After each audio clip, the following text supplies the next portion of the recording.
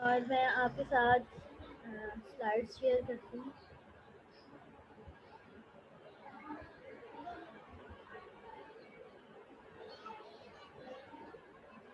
बेटे database system में जो आज टॉपिक हम पढ़ने जा रहे हैं वो बहुत ही इंटरेस्टिंग और बहुत मज़े का टॉपिक है। आई होप कि जब आप लोग इसको स्टडी करेंगे तो ये आपको आप इसको इंटरेस्ट भी आपका इसमें डेवलप होगा और आपको इसको करने में इंजॉय भी करेंगे। बहुत मज़े का टॉपिक है डेटाबेस सिस्टम में आज का। बेटे लेक्चर शुरू करने से पहले काइंडली मुझे बता दें कि मेरी वॉइस सबको क्लियर आ रही है।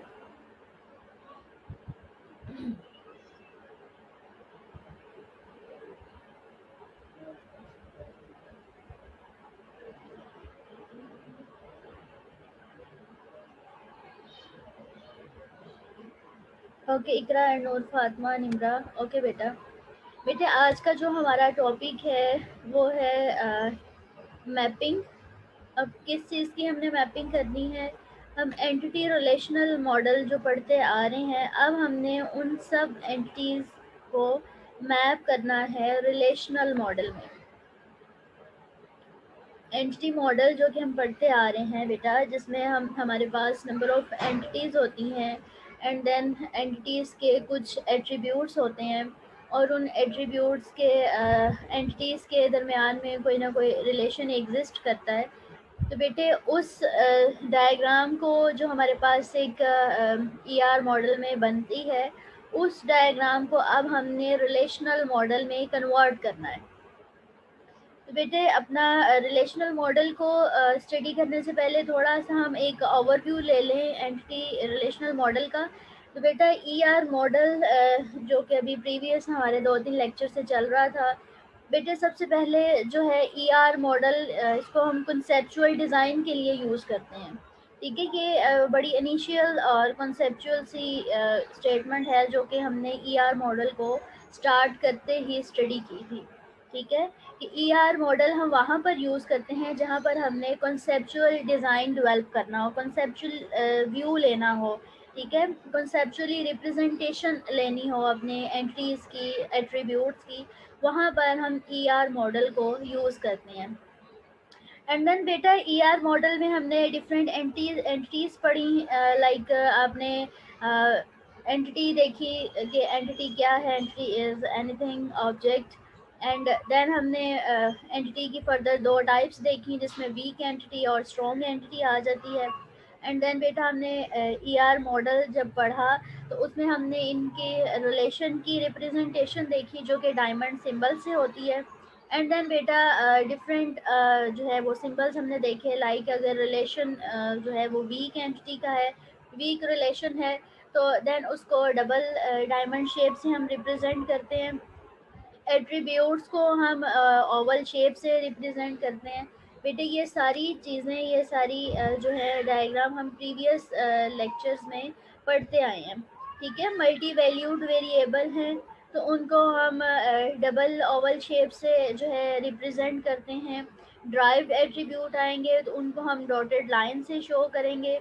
एंड देन बेटे अगर हमारे पास प्राइमरी एट्रीब्यूट है तो बेटे उसको लाइक ओवल शेप में ही हम अंडरलाइन कर देते हैं। और अगर हमारे पास एट्रीब्यूट है वीक एंटिटी का तो बेटे उसको हम डॉटेड लाइन से शो करते हैं। ये बेटे सारे सिंबल्स हैं जो कि हमने प्रीवियस स्टडी किए हैं। अभी यहाँ पर हम जस्ट इसको रिवाइज कर रहे हैं क्योंकि इन्हीं को हमने फर्दर जो है रिलेशनल मॉडल में कन्वर्ट करना है। ठीक हो गया बेटे। नेक्स्ट बेटे यहाँ पर भी सिंबल्स हैं जो कि many to many relation, one to relation and one to many relation के लिए यूज़ किए जाते हैं। ठीक है, और बेटे कुछ सिंबल लाइक जर्नलाइजेशन जो कि हमारा कल का टॉपिक था, लास्ट लेक्चर था हमारा, उसमें हमने जर्नलाइजेशन पढ़ा जिसमें एरो से जो है वो बॉटम अप अप्रोच को इंडिकेट किया जाता है। एंड देन स्पेशलाइजेशन था। एंड देन बेटा उसमें हमने कंपोजिशन और एग्रीगेशन पढ़ा जिसमें इन दोनों को डिफरेंशिएट करने के लिए कंपोजिशन और एग्रीगेशन को स्पेसिफिक सिंबल्स जो हैं वो यूज़ किए जाते हैं। एंड बेटा हमने कार्डिनलिटी के बारे में भी पढ़ा है कि जितने भी नंबर ऑफ रोज हमारे पास अवेलेबल होती हैं वो हमारे पास कार्डिनलिटी को शो करती हैं। फर्दर अभी हम इसको इन डेप्थ देखते हैं। एंड देन बेटा एंटिटी और एंटिटी सेट। एंटिटी जो है वो हमारे पास कोई भी ऑब्जेक्ट है, कोई भी थिंग है जो कि सिस्टम में पार्टिसिपेट कर रही होती है। एंड देन बेटा set of attributes, sorry, entity set आ जाता है हमारे पास कि जिसमें कलेक्शन ऑफ एंटिटीज आ जाती है, जिसमें एक या एक से ज़्यादा एंटिटीज जो हैं वो ग्रुप्ड हो जाती हैं, तो हम उसको सेट ऑफ एंटिटीज कहते हैं। एंड देन बेटे हम प्रीवियस लेक्चर में कीज़ के बारे में भी पढ़ चुके हैं, जिसमें प्राइमरी की है, फॉरेन की है, एंड देन कंपोजिट की है, कैंडिडेट की है। एंड बेटे ये सारी चीज़ें जस्ट अभी के लिए जो है वो मैं रिवाइज़ कर रही हूँ, ताकि हमारा जो नेक्स्ट रिलेशन मॉडल बनना है उसमें आपको कोई भी डिफ़िकल्टी ना हो। ठीक है बेटा, ओवरऑल अगर इसको समराइज़ करते हैं अपने ईआर मॉडल को, एंटिटी मॉडल को, तो बेटा सबसे पहले बात ये आ गई कि कॉन्सेप्चुअल डिज़ाइन जब हमने बनाना होता है तो तब हम ईआर मॉडल को यूज़ करते हैं। ईआर मॉडल में हमारे पास नंबर ऑफ़ एंटिटीज़ आ जाती हैं, एंटिटीज़ की फर्दर टाइप्स आ जाती हैं, एंड देन बेटा रिलेशंस आ जाते हैं। रिलेशन हमने किस तरह से एंटिटीज़ के दरमियान में करवाना है, एंड उसके लिए स्पेसिफिक सिंबल कौन सा यूज़ करना है। और इसके साथ साथ बेटे एट्रीब्यूट्स के बारे में हमने पढ़ा कि एट्रीब्यूट को किस तरह से रिप्रेजेंट करना है, ड्राइव्ड एट्रीब्यूट है, मल्टी वैल्यूड एट्रीब्यूट है। ये सारी चीज़ें जो है वो हमारी कॉन्सेप्चुअल डायग्राम बनाने में, कॉन्सेप्चुअल डिज़ाइन बनाने में, कॉन्सेप्चुअल स्ट्रक्चर बनाने में यूज़ की जाती हैं। ठीक है बेटे, यहाँ तक कोई डिफ़िकल्टी तो नहीं है। ये वही प्रीवियस वाले हमारा टॉपिक है जो कि हम स्टडी कर चुके हैं प्रीवियस जो हमारे लेक्चर्स थे उसमें, और इसकी जो है वो हमने प्रैक्टिस भी की हुई है, डिफरेंट डायग्राम से भी इसको अंडरस्टैंड किया हुआ है। जी बेटे, यहाँ तक कोई डिफ़िकल्टी है तो फटाफट से बताएं।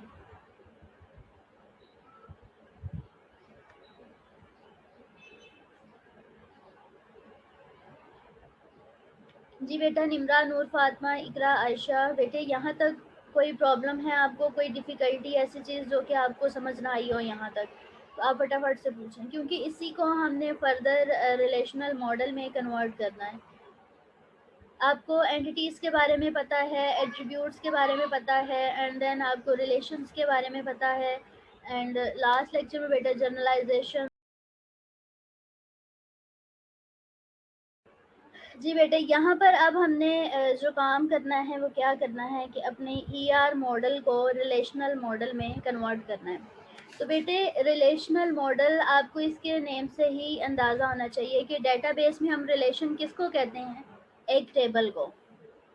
ठीक है, रिलेशन किसे कहते हैं डेटाबेस में, जब हम combination of rose and column करते हैं, एक टेबल बनाते हैं, तो वो हमारे पास क्या होता है, हमारा रिलेशन बन जाता है। ठीक है, सबको रिलेशन के बारे में पता है।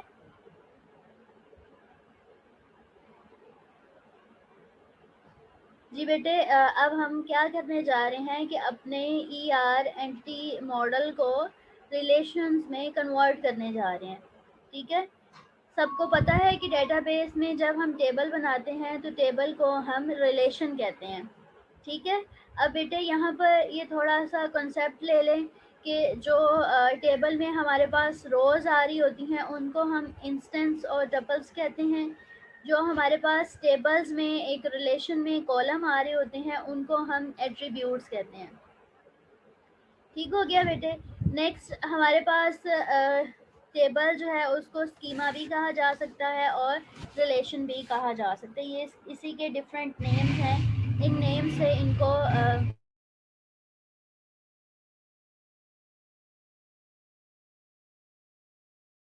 आइडेंटिफाई किया जा सकता है।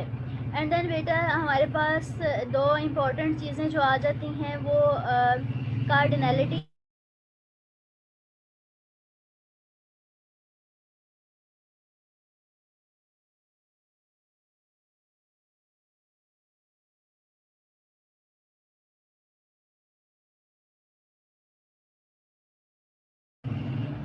जी बेटा, हमारे पास नेक्स्ट जो इम्पोर्टेंट टू थिंग्स आ जाती हैं, वो एक तो कार्डिनलिटी आ जाती है और सेकंड वन हमारे पास डिग्री आ जाती है।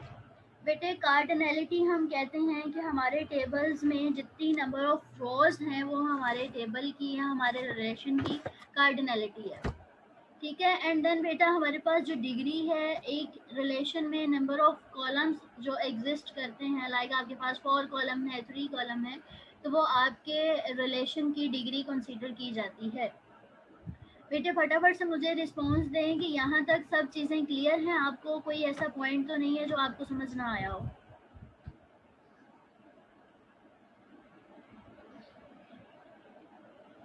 जी, इकरा, निमरा, नूर, फातिमा, आयशा, बेटे यहाँ तक क्लियर है आपको? Okay, Iqra and Kashaf. Okay Nimra ji. बेटे, अब इसको हम एक डायग्राम से अंडरस्टैंड करें तो ये मेरे पास एक टेबल है जिसमें 4 कॉलम्स हैं और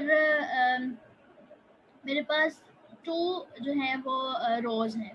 ठीक है। जो फर्स्ट वन ये मेरी रो है, ये हेडर कंसीडर किया जाता है। ठीक है, ये टेबल का हेडर है।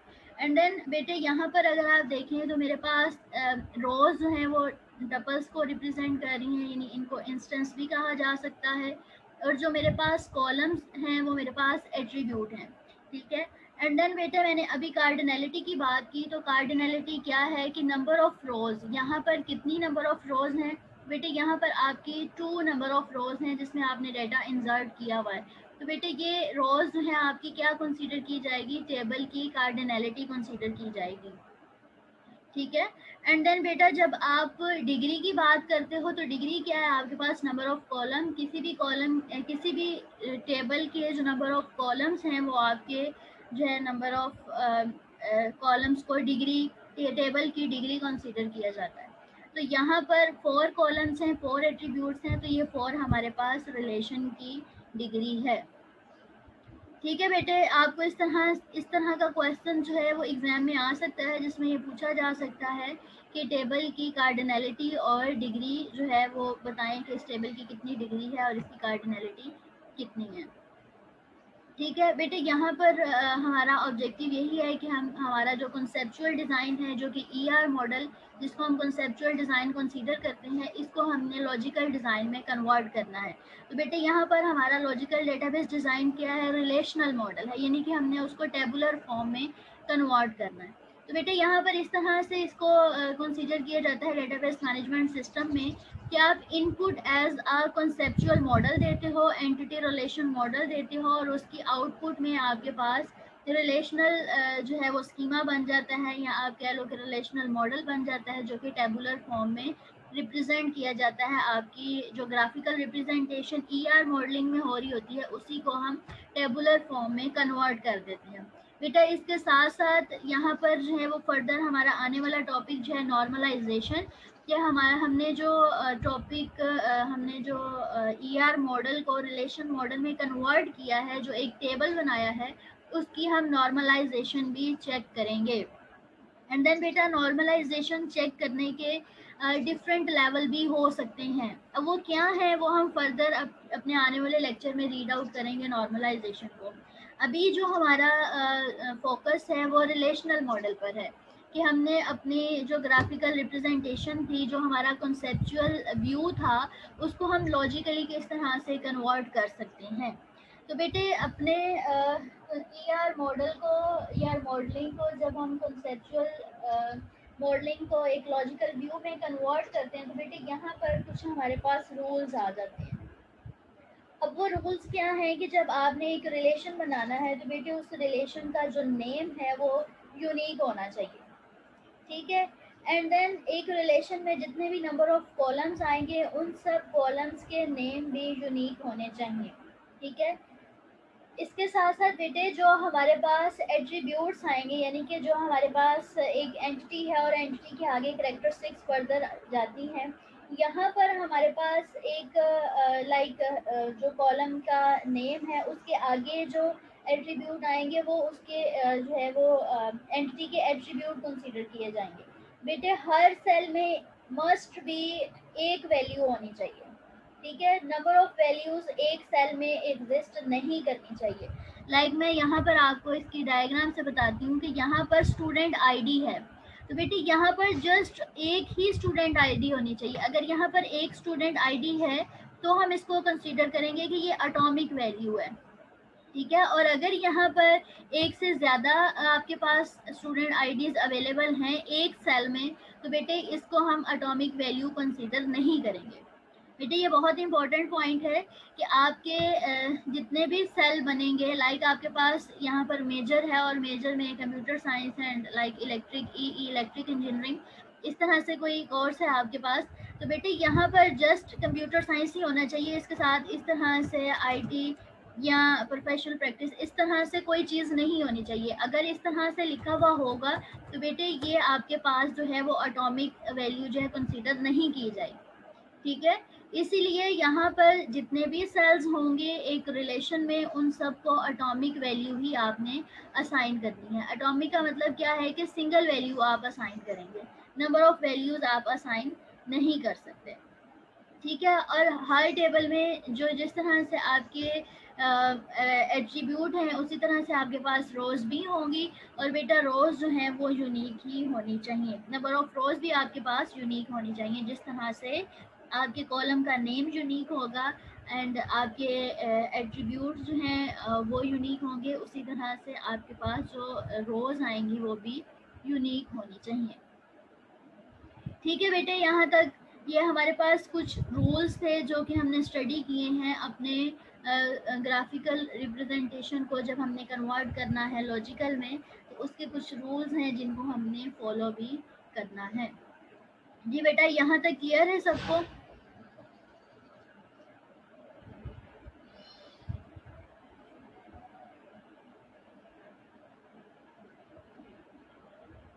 ओके देन बेटा हमारे पास okay Noor Fatima and Kashaf and Iqra, okay बेटे कुछ कॉन्स्टेंट्स हमारे पास आ जाते हैं। बेटे कॉन्स्टेंट्स कहते हैं आपके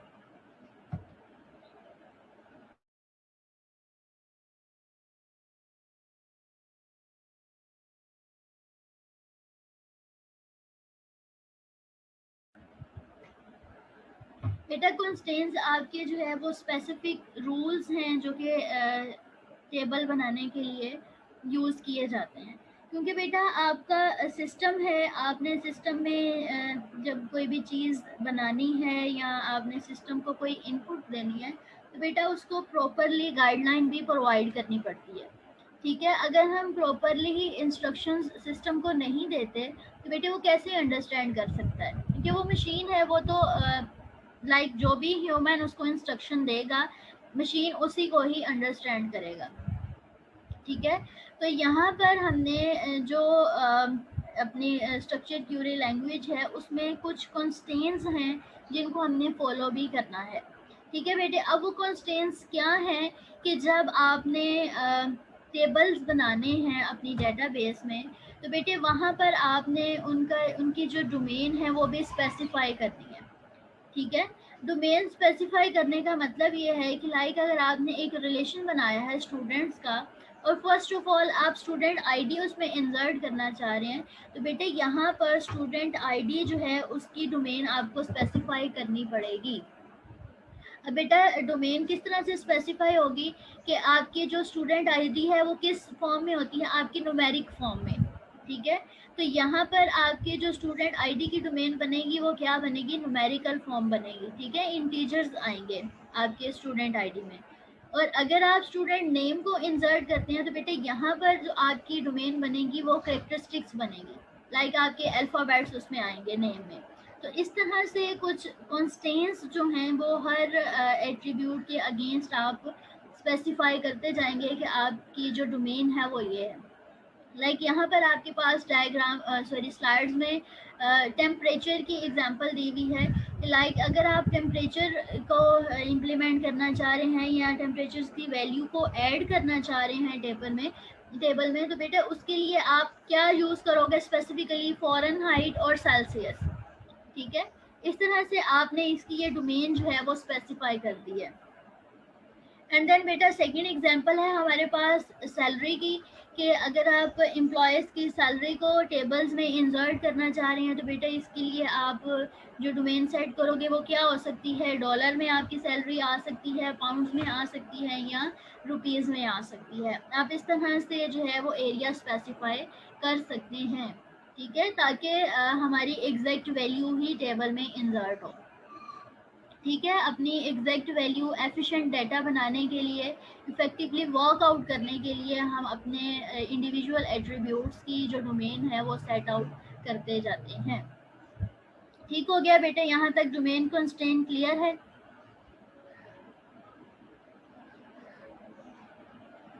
एंड देन नेक्स्ट वन बेटा हमारे पास एंटिटी इंटेग्रिटी कंस्ट्रेंट आ जाते हैं। बेटे इसमें हमारे पास जो हमारी कीज़ हैं उनकी इम्प्लीमेंटेशन को फोकस किया जाता है। ठीक है, जिस तरह से हमारे पास प्राइमरी की है, फॉरेन की है, तो बेटे जब हमने इनको स्टडी किया तो प्राइमरी की को जब हमने देखा तो वहाँ पर हमने ये कहा कि प्राइमरी की नल नहीं होनी चाहिए। ठीक है, प्राइमरी की का कोई भी नल का मतलब है कि आपने ऐसी वैल्यू ऐड की है जिसका कोई मीनिंग नहीं है, जो कि हमें प्रॉपर इन्फॉर्मेशन प्रोवाइड नहीं कर रही। इसीलिए जब भी आपने प्राइमरी की को टेबल में इंसर्ट करना है तो बेटे वो नल नहीं होनी चाहिए। ठीक है, एंड देन बेटा यहाँ पर कुछ रेफरेंशियल इंटेग्रिटी कंस्ट्रेंट्स आ जाते हैं, जिसमें हमने टू एंटिटीज़ के दरमियान में कंसिस्टेंसी को जो है वो मेंटेन करना होता है। एंड देन बेटा ये भी हमने प्रीवियस स्टडी किया था कि जो प्राइमरी की एक टेबल की होती है, जब उस प्राइमरी की को सेम एज इट इज़ किसी और टेबल में लेके जाते हैं तो बेटे वो फॉरेन की बन जाती है। ठीक है, तो बेटे जब प्राइमरी की और फॉरेन की बात आती है तो बेटे यहाँ पर इन दोनों को इन दोनों की मैचिंग होनी चाहिए। मैचिंग का मतलब ये है कि इनमें सेम वैल्यू होनी चाहिए। ठीक है, ऐसा ना हो कि आपकी जो प्राइमरी की है उसमें वैल्यूज़ कुछ और हैं, वो अपडेटेड है, लेकिन जो फॉरेन की दूसरी टेबल में है वहाँ पर आपके जो आपके जो एट्रीब्यूट्स की वैल्यू है वो चेंज हो। ऐसे नहीं होना चाहिए। आपके बहुत साइड पे लाइक प्राइमरी की एक टेबल में है, वही डेटा जब दूसरी टेबल में जाएगा तो वो फॉरेन की बन जाएगा। तो बेटे वहाँ पर भी इसके एट्रीब्यूट्स की वैल्यू सेम होनी चाहिए। जी बेटा यहाँ तक क्लियर है सबको? फटाफट से मुझे बताएं।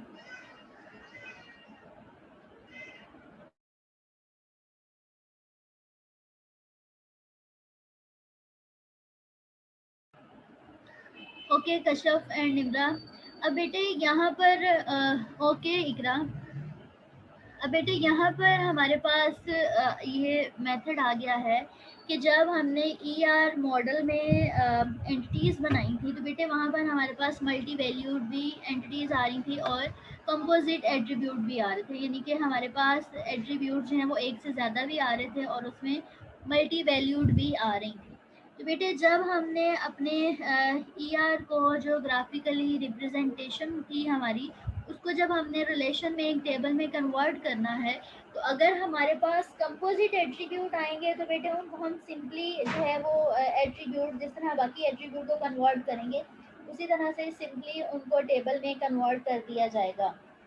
ठीक है, एंड देन बेटे जब हमारे पास मल्टी वैल्यूड एट्रीब्यूट आएंगे तो बेटा मल्टी वैल्यूड एट्रीब्यूट को टेबल में रिप्रेजेंट करने के लिए एक सेपरेट टेबल बनाना पड़ेगा। ठीक है, फिर यहाँ पर बेटे जब एक ही आपके पास ER डायग्राम होगी और उनको दो सेपरेट टेबल में आप डिवाइड करोगे तो बेटे इन दोनों टेबल्स के दरमियान में रिलेशन होना भी बहुत ज़रूरी है। ठीक है, तो फिर आप ये रिलेशन किस तरह से बनाओगे? प्राइमरी की और फॉरेन की मदद से, कि जो आपके टेबल 1 की प्राइमरी की होगी उसी को आप मूव ऑन करोगे सेकंड टेबल में, वहाँ जाकर वो फॉरेन की बन जाएगी। ठीक है, इसीलिए इसी तरह इन दोनों टेबल्स के दरमियान में कोई ना कोई एसोसिएशन, कोई ना कोई रिलेशन बिल्ड हो जाएगा और ये इंडिकेशन होगी कि ये एक ही डायग्राम से जो है वो टेबल ड्राइव किया गया है, दो टेबल ड्राइव किए गए हैं। और दो टेबल ड्राइव क्यों किए हैं? क्योंकि यहाँ पर हमारे पास एट्रीब्यूट्स की वैल्यू मल्टीपल थी, मल्टीपल एट्रीब्यूट्स आ रहे थे, दैट्स व्हाई हमने इनको कन्वर्ट किया। बेटे यहाँ पर हम इसको अंडरस्टैंड करने की एक डायग्राम लेते हैं। अब ये देखें, ये डायग्राम क्या है कि हमारे पास एक कस्टमर की एंटिटी है। ठीक है, ये कस्टमर हमारे पास एंटिटी है बेटे। अब आपने यहाँ पर फोकस करना है और इसको अंडरस्टैंड करना है। ये हमारी अब मैपिंग शुरू हो गई है, ठीक है। अब बेटे यहाँ पर कस्टमर जो है वो एंटिटी है और यहाँ पर इसके कुछ एट्रीब्यूट्स हैं लाइक कस्टमर आईडी है और बेटे इसके नीचे अंडरलाइन इसको किया हुआ है कस्टमर आईडी को, जो कि इंडिकेट करता है कि ये हमारी प्राइमरी की है।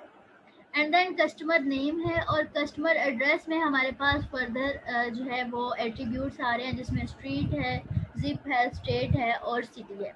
ये हमारे पास एट्रीब्यूट्स आ रहे हैं। अब बेटे इसको हमने किस तरह से टेबुलर फॉर्म में कन्वर्ट करना है, तो ये हमारे पास इसकी एक रिलेशनल स्कीमा जो है वो बन जाता है। सबसे पहले हमारे पास यहाँ अगर इस डायग्राम में देखते हैं तो हमारे पास एंटिटी क्या है, कस्टमर। तो यहाँ पर हमारा कस्टमर जो है वो क्या बन जाएगा, हमारे रिलेशन का, हमारे टेबल का नेम बन जाएगा, ठीक है बेटे। नेक्स्ट हमारे पास एट्रीब्यूट क्या आया है, कस्टमर आईडी। तो फर्स्ट वन हमारे पास क्या आ गया है, कस्टमर आईडी। ये हमारा फर्स्ट एट्रीब्यूट आ गया है जो कि प्राइमरी की है। एंड देन बेटे हमारे पास कस्टमर नेम आ गया है और नेक्स्ट आप यहाँ पर एट्रीब्यूट देखें तो कस्टमर नेम है। एंड देन बेटे यहाँ पर देखें, अब ये जो एट्रीब्यूट हैं स्ट्रीट, सिटी, इसको भी हमने एज इट इज़ यहाँ पर अकॉर्डिंग टू ईआर डायग्राम यहाँ पर रिप्रेजेंट कर दिया है। तो बेटे ये हमारे पास एक तरह से शेप बन गई है एक रिलेशन की। अब फर्दर अगर हमारे पास कस्टमर आईडी है और हमारे पास 10 जो है वो कस्टमर्स की आईडी है, तो फर्दर हम नंबर ऑफ रोज को ऐड करते जाएंगे और उसमें कस्टमर आईडीज को ऐड करते जाएंगे। जी बेटा समझ आइए कि हमने किस तरह से मैपिंग की है। हमारे पास एक ईआर डायग्राम थी, ग्राफिकल रिप्रेजेंटेशन थी, जिसको हमने एक रिलेशन में कन्वर्ट किया है, ठीक है। इसी तरह से बेटे हमारे पास कुछ वीक एंटिटीज आ जाती हैं। अभी अगर इस डायग्राम को देखें तो बेटे यहाँ पर हमारे पास बेसिक एंटिटी क्या है, एम्प्लॉय की। अब एम्प्लॉय की फर्दर एट्रीब्यूट्स क्या है, एम्प्लॉय आईडी है एंड एम्प्लॉय नेम है। और बेटे इनमें ये देखिए, ये diamond shape, double diamond shape है, तो इसका क्या मतलब है कि ये वीक रिलेशन है। और डिपार्टमेंट भी हमारा डबल रेक्टेंगल में है, तो इसका मतलब क्या है कि यहाँ पर ये एंटिटी भी वीक है, ठीक हो गया बेटे। और बेटे देखें यहाँ पर ये जो काउ फिट, क्रॉ फिट, ये जो हमें साइन यूज हुआ हुआ नजर आ रहा है बेटे, ये 1 to many को शो करता है, ठीक है, कि एम्प्लॉयर्स जो हैं वो एक डिपार्टमेंट में मोर देन 1 भी हो सकते हैं। ये हमने रिलेशन सारे प्रीवियस लेक्चर में स्टडी किए हैं, ठीक है बेटे। अब देखें यहाँ पर कि 2 एंटिटीज़ हैं, एक नॉर्मल एंटिटी है हमारे पास एम्प्लॉय और सेकंड हमारे पास वीक एंटिटी है डिपार्टमेंट, और यहाँ पर इनके दरमियान में रिलेशन भी वीक है। एंड देन बेटा एम्प्लॉय के जो हैं वो 2 एट्रीब्यूट हैं, employee ID and employee name. और अगर आप सॉरी, ये वर्ड डिपेंडेंट है, डिपार्टमेंट नहीं है, डिपेंडेंट है बेटे। अगर डिपेंडेंट में देखें तो यहाँ पर हमारे पास first name, middle name, last name, date of birth and gender. अब इसके जो है 5 एट्रीब्यूट हैं और इसके 2 एट्रीब्यूट हैं। अब बेटे इसको हमने देखना है कि किस तरह से हमने इसको रिलेशन में कन्वर्ट करना है। तो बेटा रिलेशन में कन्वर्ट करने के लिए सबसे पहले आपने एम्प्लॉय एंटिटी को पकड़ना है और इसका एक टेबल आपने सेपरेट टेबल बना देना है। अभी हमने प्रीवियस बात की कि जब हमारे पास मल्टी वैल्यूड वेरिएबल आ जाएंगे तो वहाँ पर हम इन टेबल्स को सेपरेट कर देंगे। तो बेटे यहाँ पर भी हमने सेपरेशन वाला काम करना है। एक जो रिलेशन है वो हम एम्प्लॉय का बनाएंगे और सेकेंड जो है वो डिपेंडेंट का बना देंगे, ठीक है। तो यहाँ पर हमने ये देखा कि एम्प्लॉय लिया, एम्प्लॉय के टेबल में 2 एट्रीब्यूट आ गए, employee ID and employee name. यहाँ पर अगर आप इस डायग्राम में वापस जाकर देखें तो यहाँ पर हमारे पास एम्प्लॉय एंटिटी है और उसके 2 एट्रीब्यूट। तो यहाँ पर भी हमने क्या किया, एम्प्लॉय लिया, टेबल नेम, और यहाँ पर 2 एट्रीब्यूट को ऐड कर दिया, ठीक है बेटे। एंड देन नेक्स्ट हमने क्या किया कि डिपेंडेंट है, डिपेंडेंट में हमारे पास नंबर ऑफ एट्रीब्यूट्स आ रहे हैं जो कि वीक एंटिटी के हैं। तो बेटे यहाँ पर हमने इसका टेबल ही सेपरेट कर दिया। डिपेंडेंट हमारे पास टेबल का नेम आ गया, उसमें first name, middle name, last name, date of birth and gender. और इसके साथ साथ बेटा अगर यहाँ पर आप फोकस करें तो यहाँ पर एम्प्लॉय आईडी भी एग्जिस्ट कर रही है। अब बेटे ये एम्प्लॉय आईडी क्या इंडिकेट कर रही है कि इन दोनों टेबल्स के दरमियान में कोई ना कोई रिलेशन है। अब वो रिलेशन देखें, यहाँ पर एम्प्लॉय आईडी फर्स्ट टेबल में क्या है, प्राइमरी की है, एंड देन जब ये सेकंड टेबल में जाएगी तो वहाँ पर जाकर फॉरेन की बन जाएगी। अब बेटा इन दोनों के दरमियान में प्राइमरी की और फॉरेन की का रिलेशन एग्जिस्ट करता है। दैट्स वाई हमने इनको इस डायग्राम को दो रिलेशन में जो है वो सेपरेट कर दिया है, और इनके दरमियान में जो रिलेशन है वो इंडिकेट किसके थ्रू करवाया है, प्राइमरी की और फॉरेन की के। जी बेटा, यहाँ तक आपको इसकी समझ आई है हमने वीक एंटिटी को किस तरह से मैप किया है? जी बेटे, कशरफ, इकरा, नूर, फातिमा, आयशा, निमरा, बेटे सब लोग मुझे फटाफट से बताएं आपको इसकी समझ आई है कि हमने किस तरह से इसको कन्वर्ट किया। बेटे इस तरह से आपको एग्जाम में क्वेश्चन आ सकते हैं कि आपने इसको कन्वर्ट करना है, और बेटे डायग्राम को देखते ही आपको ये सारी चीज़ें जो है वो फ़ौरन से समझ आ जानी चाहिए कि इसमें वीक एंटिटी है, स्ट्रॉन्ग एंटिटी है, इनमें रिलेशन क्या है। तो लाइक इस तरह से फ़ौरन से आपको ये चीज़ें पिक करनी चाहिए। और बेटे आपने इसकी प्रैक्टिस खुद से बहुत ज़्यादा करनी है, तभी आप इसको जो है वो फटाफट से कर पाएंगे ड्यूरिंग एग्ज़ाम। एंड देन बेटा हमारे पास मैपिंग रिलेशन आ गए हैं। लाइक जैसे हमने प्रीवियस देखा था, हमारे पास 1 to 1 रिलेशन था, 1 to many था, many to many था। तो बेटे यहाँ पर जब हम रिलेशन में एक टेबल में रिलेशन बनाते हैं, एक रिलेशन में रिलेशनशिप बनाते हैं, तो बेटे उसमें हमारे पास कीज़ की बेस पर जो है वो रिलेशन बनते हैं। ठीक है, अगर हम 1 to many की बात करते हैं तो बेटे अगर हमारे पास एक प्राइमरी की है एक टेबल में, और अगर हम उसको मल्टीपल टेबल्स में फर्दर मूव ऑन कर देते हैं तो यहाँ पर हमारा 1 to many का रिलेशन बनता है। ठीक है, अगर हम 1 to 1 की बात करते हैं कि हमारे पास एक प्राइमरी की है और उसको एक ही टेबल में हमने शिफ्ट आउट किया है, जो कि ऑप्शनल है कि लाइक वो एक प्राइमरी की एक टेबल की प्राइमरी की दूसरी टेबल में जाके फॉरेन की बन रही है। तो बेटे इस तरह दो रिलेशन के दरमियान में 1 to 1 रिलेशन बन रहा है। ठीक है, इस तरह से बेटे जो रिलेशन बनते हैं उनको आप रिप्रेजेंट कर सकते हैं 1 to 1, 1 to many और many to 1 की फॉर्म में। लेकिन बेटा यहाँ पर जो याद रखने वाली बात है वो ये है कि जो आपके रिलेशन बन रहे हैं, रिलेशन के दरमियान में जो रिलेशनशिप होगा, यानी कि टेबल्स के दरमियान में जो रिलेशनशिप होगा वो आपका जो प्राइमरी कीज़ होंगी, जो आपकी फॉरेन की होगी, उसी की बेस पर होगी। एंड देन बेटा यहाँ पर अगर आप डायग्राम में देखें तो बेटे यहाँ पर एक डायग्राम हमें दी हुई है जिसमें 1 to many जो है रिलेशन है। ठीक है, ये आपके पास स्पेसिफिक सिंबल हैं जो कि 1 to many रिलेशन को इंडिकेट कर रहे हैं, और बेटे ये हमने प्रीवियस लेक्चर में डिटेल से पढ़े थे। ठीक है, अब यहाँ पर बेटा बेसिकली हमारे पास दो एंटिटीज़ हैं, एक कस्टमर और एक ऑर्डर, और इनके दरमियान में 1 to many रिलेशन है। अब बेटे जो कस्टमर है उसके 3 एट्रीब्यूट हैं, customer ID, name and address, और इसी तरह से जो ऑर्डर है हमारे पास एंटिटी, इसके 2 एट्रीब्यूट हैं। बेटे इसको हमने किस तरह से 1 to many को किस तरह से रिप्रेजेंट करना है, तो ये देखें इसकी कुछ रिप्रेजेंटेशन इस तरह से होगी कि हमारे पास एक कस्टमर है, कस्टमर का टेबल हम सेपरेट बनाएंगे, एंड देन कस्टमर के जितने एट्रीब्यूट हैं उतने ही नंबर ऑफ एट्रीब्यूट हम टेबल में ऐड कर देंगे। एंड देन बेटा हमारे पास जो ऑर्डर है, हम ऑर्डर का एट्रीब्यूट लेंगे, एंड देन ऑर्डर के जितने एट्रीब्यूट हैं उन दोनों को ऐड करेंगे, और उसके साथ साथ हम अपनी फॉरेन की को भी ऐड कर देंगे जो कि हमारी कस्टमर आईडी है। फर्स्ट टेबल में ये प्राइमरी की है और सेकंड टेबल में ये हमारे पास फॉरेन की है। एंड देन बेटा हमारे पास मैनी टू मैनी का रिलेशन बनता है। डायग्राम में आपके पास ये जो स्पेसिफिक सिंबल हैं ये 1 to many रिलेशन को इंडिकेट करते हैं। और बेटे यहाँ पर हमारे पास दो एंटिटीज़ हैं, ऑर्डर एंड प्रोडक्ट, और उनके डिफरेंट एट्रीब्यूट्स हैं। अब बेटे जब हम मैनी टू मैनी की बात करते हैं तो उसकी ग्राफिकल रिप्रेजेंटेशन कुछ इस तरह से होगी। अब यहाँ पर क्या किया है कि फर्स्ट वन एंटिटी ली और उसके एट्रीब्यूट का टेबल हमने सेपरेट कर दिया जो कि ऑर्डर है और उसके दो एट्रीब्यूट हैं।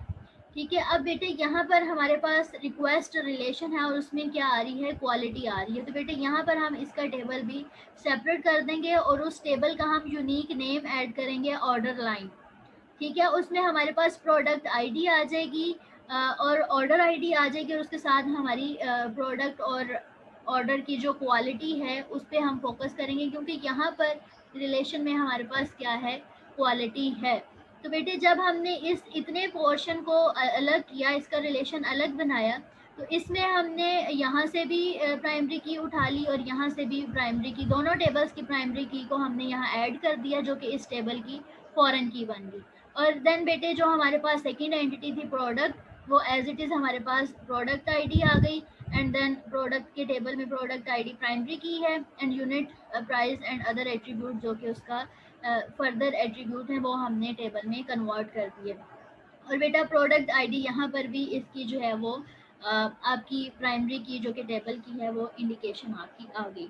ये आपके पास वन जो रिलेशन बन गया है वो मैनी टू मैनी का रिलेशन, जो कि हमारे पास ये ग्राफिकल रिप्रेजेंटेशन थी और इसको हमने ये टेबल में कन्वर्ट कर दिया है। जी बेटे यहाँ तक क्लियर है सबको? फटाफट से बताएं, हमारे पास टाइम बहुत कम है। बेटे आपने इसकी खुद से प्रैक्टिस भी करनी है।